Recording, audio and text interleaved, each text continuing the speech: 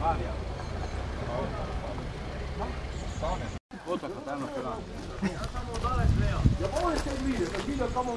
pa potem seveda za vojsko, dirke so pa potem nastale. No, da se je ta kasač tukaj razvil, še sam to vam povem, zaradi tega ravninskega področja, tu je lahek konj, je hiter konj, je temperamenten konj, ki seveda tudi so kmetje z njim vse obdelovali. Tudi v Gorice so se vozili v te naše bližnje proti Jeruzalemu, naprimer, mi smo se pelali iz Večje vasi do Svetinj 4 ure. Hvala bi se magistru Slaviču, predsedniku kluba, in seveda izročil eno skromno darilo za spomin na srečanje z vojaškimi vozili in ogledu muzeja pri vas.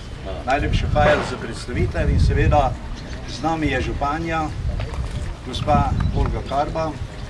Smo počeščeni, da nas je pač prišla pozdraviti oziroma nam tudi nekaj povedati o Ljutomeru, tako kot smo povedali, da nas pač županja oziroma županja tudi pričakala.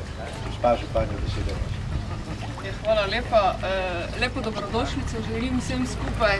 Sicer se spodobi, da bi jaz bila prva tu z magistrom Slavičem, vendar mi je vaš predsednik rekel, da se zelo počasi pelate in jaz sem na to računala, tako se opravičujem, ampak glavno je, da smo se srečali. Ste v občini, kjer imamo pridne, marljive delovne ljudi.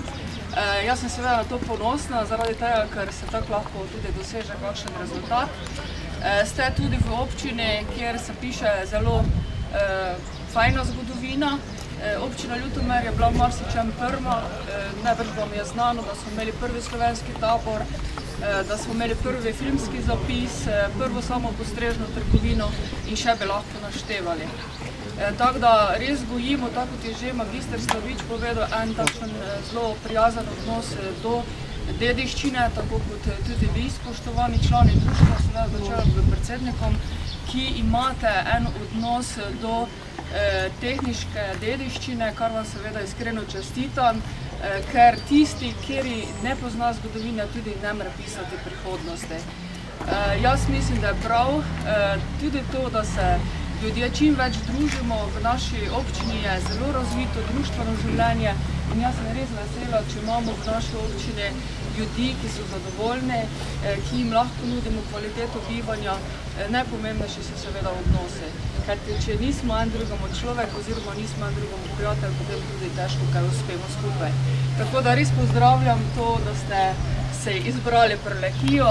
Jaz verjamem, da kjerkoli se boste pojavili v Prlekiji, vas bodo seveda sprejeli z veseljem, vas tudi prijazno sprejeli, tudi delili z vami marsikatero lepo zgodbo in seveda jaz bi vam tudi iskreno zaželela, da se dobro počutite. Vse tisto, kaj se vam lepo zgodilo, tisto seveda se radi spominjajte, tak je tudi bivši župan, gospod Špingler, dosti krat rekel, vse tisto, kar pa da se vam zamerilo, pa rejšo kako epizodite. Tako da res, fajn, da ste prišli, pa radi se vračate k nam. Pa res, hvala lepa za vse. Zahvalil bi se v imenu vseh županji in seveda v spomin na to srečanje podelil pač eno našo tablico, ki piše 6. mednarodno srečanje z vojaškimi vozili v občini Ljutomer, ki se tudi še radi vračamo večkrat nazaj. Hvala lepa na obisku. Najlepša hvala. Ene mali skupaj. Samo zdaj ne vem, kako si lepo to dobro skontirati.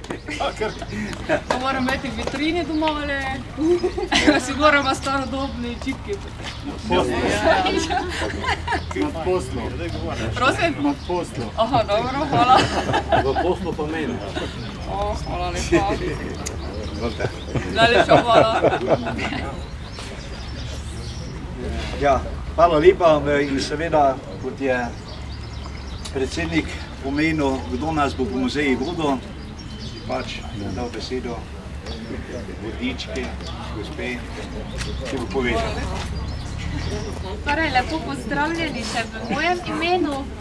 Nekako bi predlagala, da se preselimo v muzej, da ne boste predolgo stali na tem vročem soncu, pa bomo kaj več potem povedali tudi notri. Torej, izvolite.